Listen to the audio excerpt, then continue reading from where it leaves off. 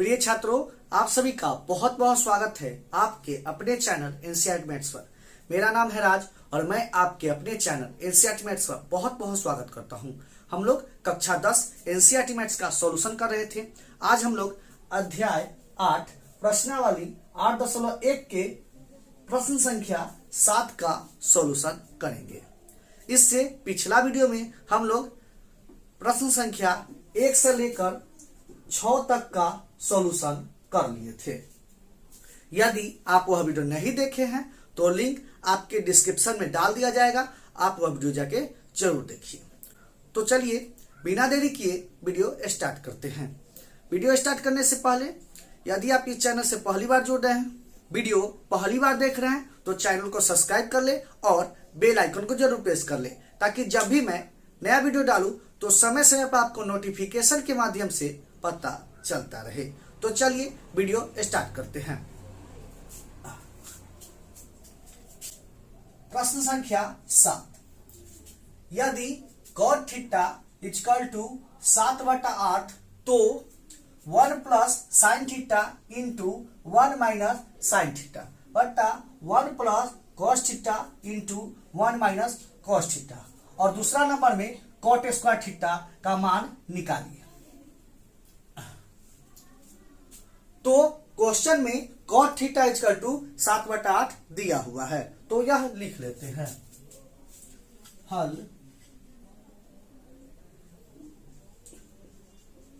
दिया है।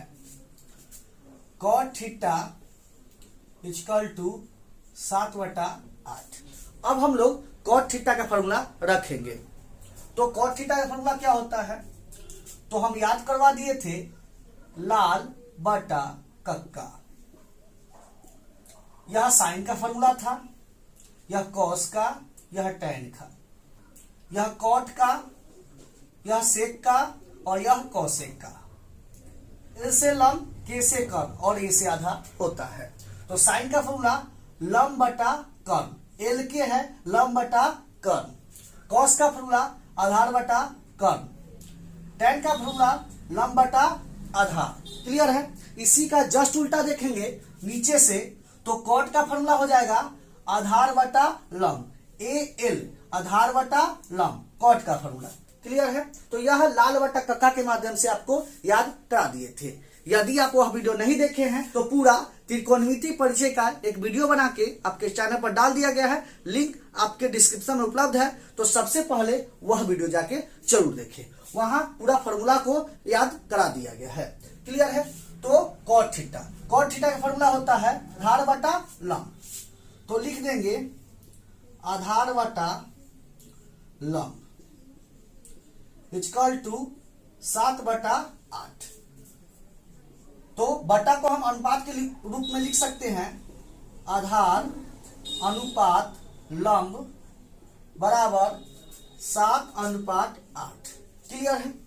अब अनुपात को हटाने के लिए हम के कांस्टेंट मान लेते हैं। के माना, आधार कितना हो जाएगा, आधार बराबर 7 के। क्लियर है। और लंब बराबर कितना हो जाएगा, लंब बराबर हो जाएगा 8 के। अब हम लोग कर्ण का मान ज्ञात कर लेते हैं। तो पाइथागोरस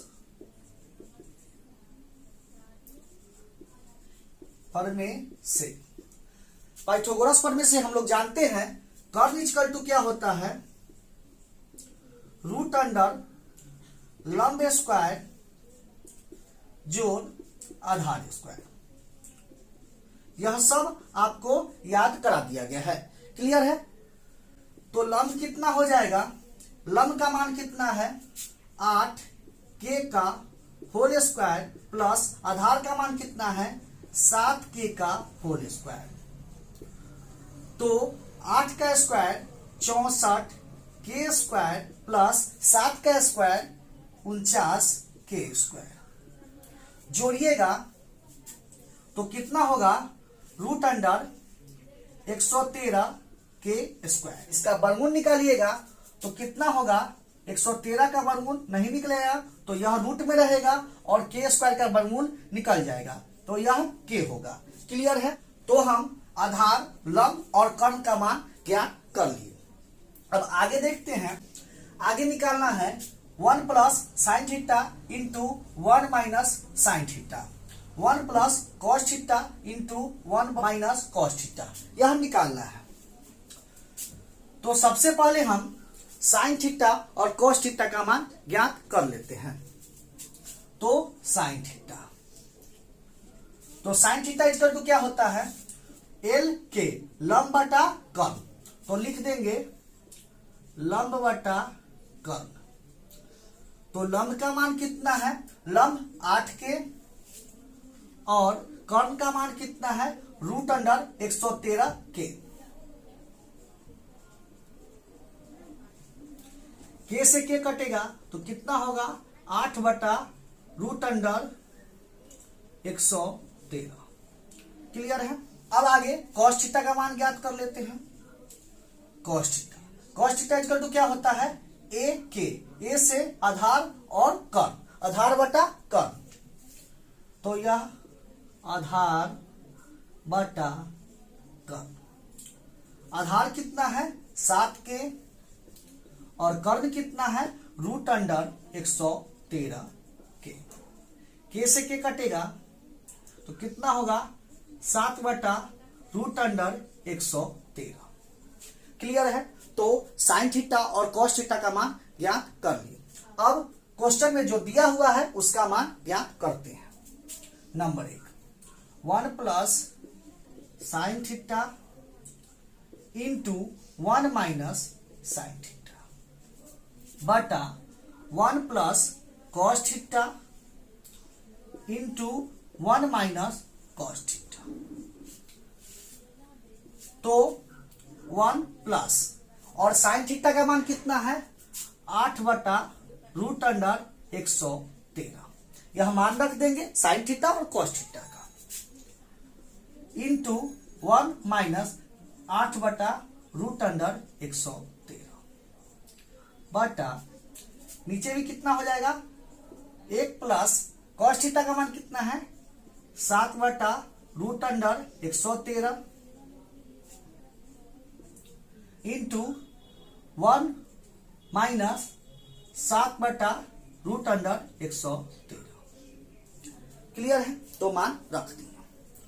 हम लोग एक फॉर्मूला जानते हैं कि a plus B into A minus B, A plus B into A minus B क्या होता है? A square minus B square. A एक को मान लेते हैं और बी इसको मान लेते हैं। तो देखिए यह क्या हो जाएगा? ए प्लस बीच वाला प्लस बी और ए माइनस बी, यह फॉर्मूला पर बन गया। तो यह फॉर्मूला बन गया ए plus B into A minus B क्या होता है? A square minus B square. ए कितना है?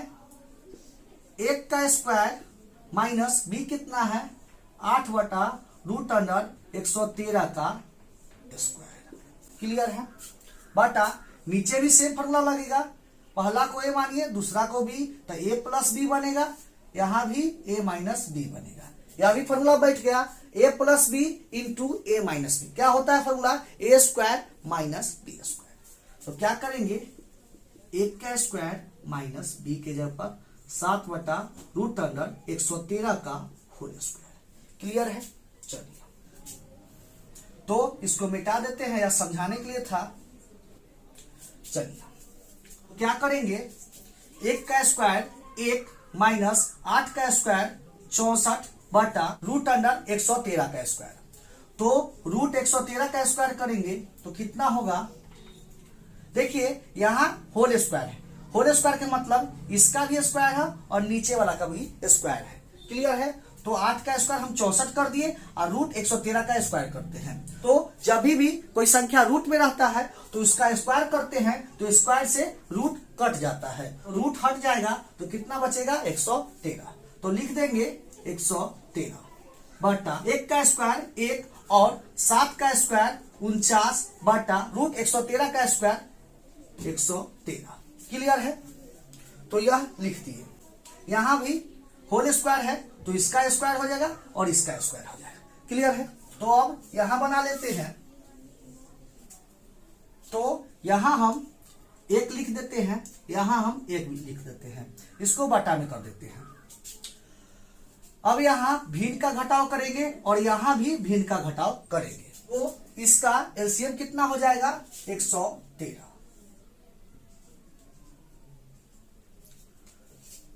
तो यहां 1 है तो 113 एकम 113 हो जाएगा। 113 माइनस 113 से 113 कटेगा तो कितना बचेगा? 64 बटा यहां भी क्या हो जाएगा? इसका भी एलसीएम 113 हो जाएगा। तो कितना बचेगा? 113 माइनस 49। क्लियर है? तो कितना होगा?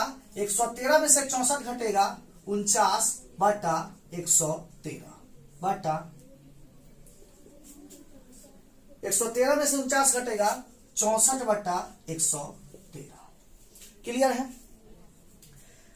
जब भी यहां 49 बटा 113 है बटा 64 बटा 113 है, ऐसा रहता है तो नीचे वाला पलट जाता है। तो कितना हो जाएगा? 49 बटा 113 गुने 113 बटा 64। क्लियर है? नीचे वाला पलट जाएगा। तो 113 से 113 कटेगा तो कितना बचेगा? 49 बटा 64। क्लियर है? कितना बचेगा? 49 बटा 64। तो यही इसका फाइनल आंसर हो गया। अब देखते हैं क्वेश्चन नंबर दूसरा। जगह नहीं था तो यह मिटा दिए करते हैं, आप उतार लिए होंगे। चलिए दूसरा नंबर क्वेश्चन क्या कह रहा है? कॉट स्क्वायर थीटा का मान निकालने के लिए।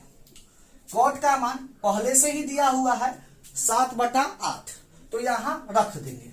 तो कितना हो जाएगा? कॉट का मान 7/8 स्क्वायर है तो होल स्क्वायर, होल स्क्वायर है तो इसका अलग अलग स्क्वायर कीजिएगा। तो 7 का स्क्वायर और 8 का स्क्वायर, तो 7 का स्क्वायर कितना हो जाएगा? 49 और 8 का स्क्वायर कितना हो जाएगा? 64। तो कितना हो जाएगा? 49 बटा 64। इसका भी आंसर हो जाएगा 49 बटा 64। क्लियर है? क्वेश्चन में 1 plus sine theta into 1 minus sine theta बटा 1 plus cos theta into 1 minus cos theta का मान पूछ रहा था, तो 49 बटा 64 आ गया। दूसरा नंबर में कॉट स्क्वायर थीटा का मान पूछ रहा था, तो यह भी 49 बटा 64 आ गया। तो यह प्रश्न यहां पर समाप्त होता है।